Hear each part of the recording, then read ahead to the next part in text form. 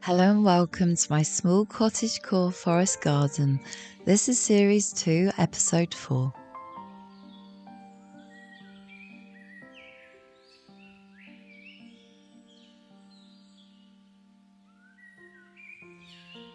On this cold start this spring morning, I decided to continue digging the beds and preparing the next spaces for growing.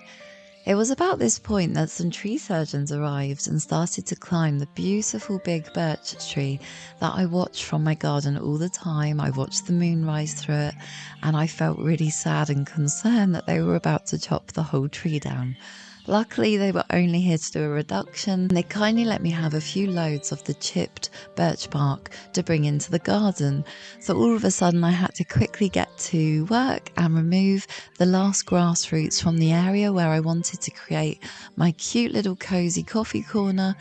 And suddenly I had the materials arrive on my doorstep to fill that space. And instead of using plastic and gravel, which was my original plan, I was so much happier to use chipped birch, especially from a tree that I already love and have become very fond of over the last few years. I was so grateful to have that come and become a part of the garden. The birch tree is such a medicinal and magical tree, so I was very, very thrilled.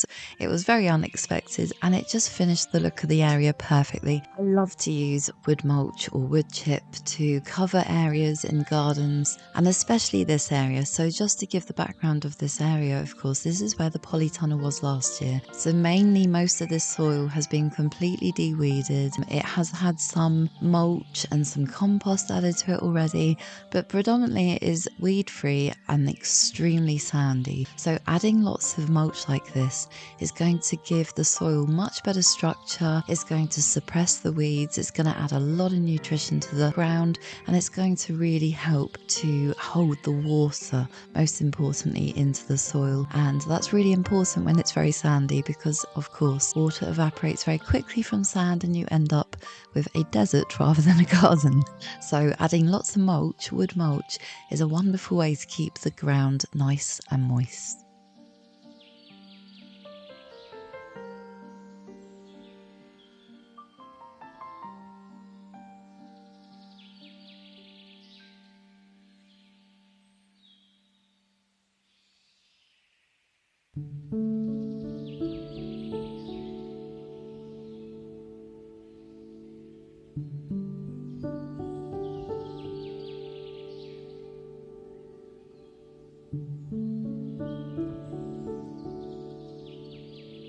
After moving all of the bulbs that I had planted last year, I decided it was time to add some new bulbs to the garden. So this is what I'm putting into the back bed. Additionally, I'm very excited to see if these things will grow.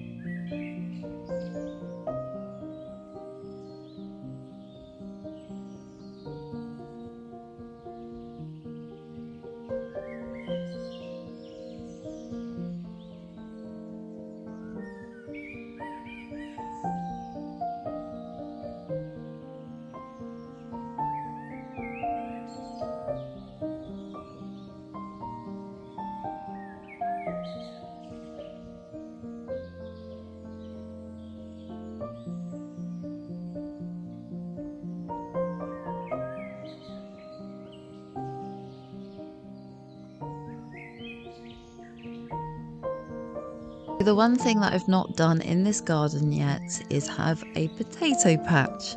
I think I slightly underestimated how hard it is to dig a new patch of land that is this big. And it was from scratch because I've never dug up this part of the grass. So there is lots of stuff like Lego and all sorts of interesting old things to find along the way. I actually found an old pond, paving slab or two. There's so many things.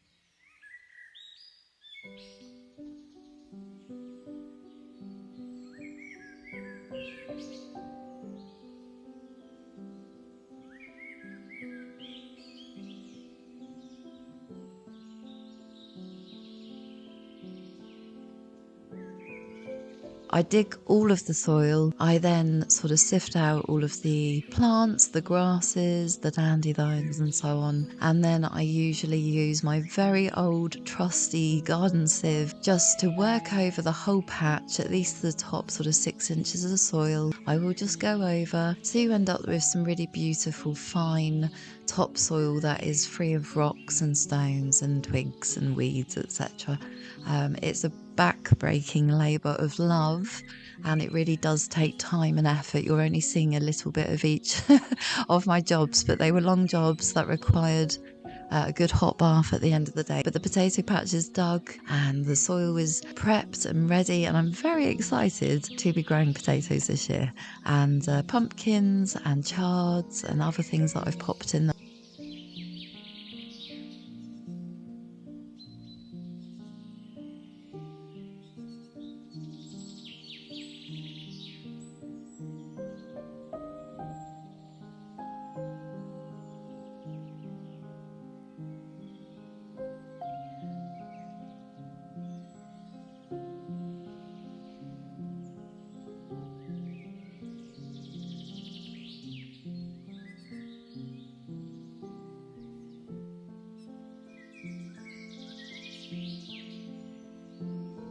So after the polytunnel had flown over the fence in a storm last year due to me not understanding how to install a polytunnel safely, the frame was not great. And we had a little bit of wind. It got quite gusty one day and polytunnel just kind of collapsed. It sort of, it was no more. And I was thinking of fixing it when a bumblebee flew in and I started to struggle to get him out. So I just decided there and then, it's completely broken. We're losing the polytunnel. The polytunnel's going. So my son and one of my neighbour's children very kindly got the polytunnel down for me. So we're going, no polytunnel. The polytunnel experiment, the era of polytunnel has come to an end for now.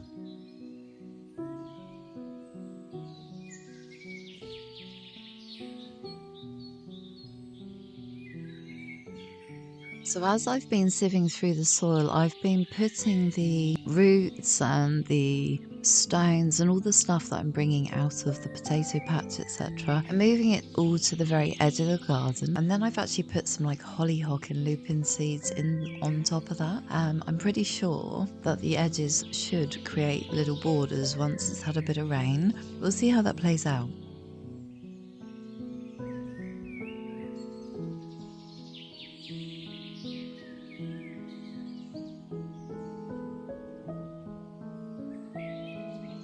I'm super thrilled about my clematis. Not only did it survive winter, but for the first time ever, I've got it up the wall. Normally the snails eat it before it gets there, but it's winning, it's climbing, and my clematis wall dreams are coming to life.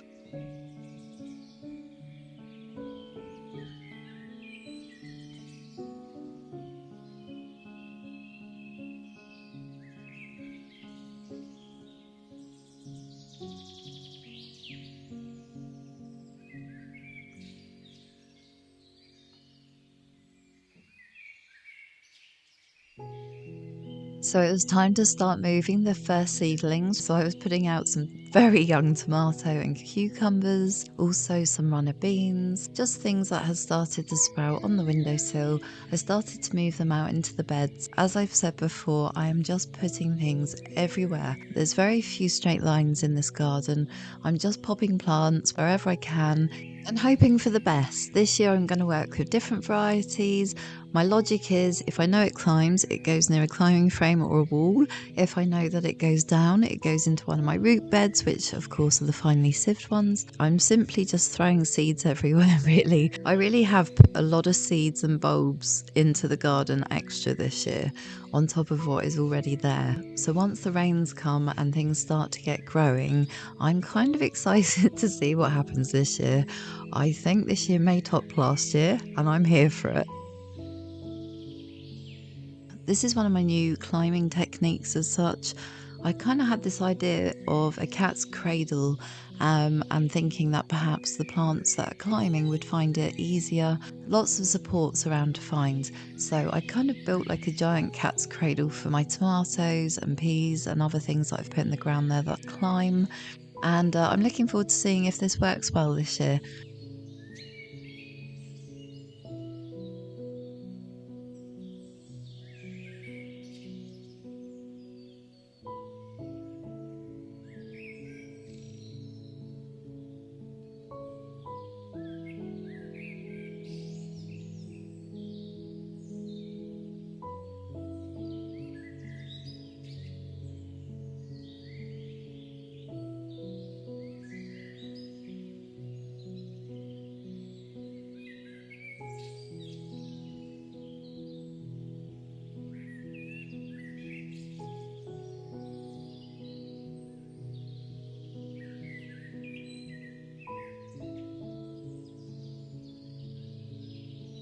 So I've actually decided that one of these beds this year is going to be dedicated to hollyhock, larkspur and the lupin. I just finely sieved, dug and popped lots and lots of seeds into that bed, and I just want it to be like my cottagecore bed that hopefully will be full of absolutely stunning flowers. That's the dream. Let's see if it comes true.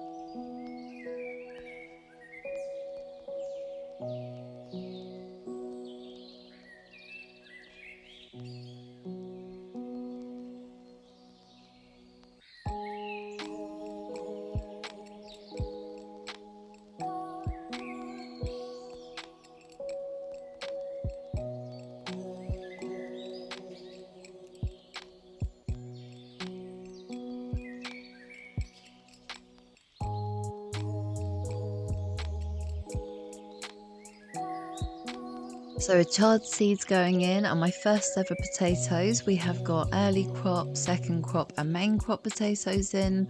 With all of that finished, we are concluding episode 4 of my small cottagecore forest garden, and I just want to say thank you.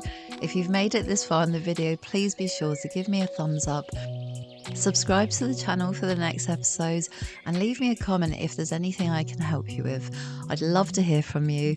And until the next episode, I just want to thank you for being here, wish you a wonderful spring, and I will see you very soon in the next episode. Take care, guys.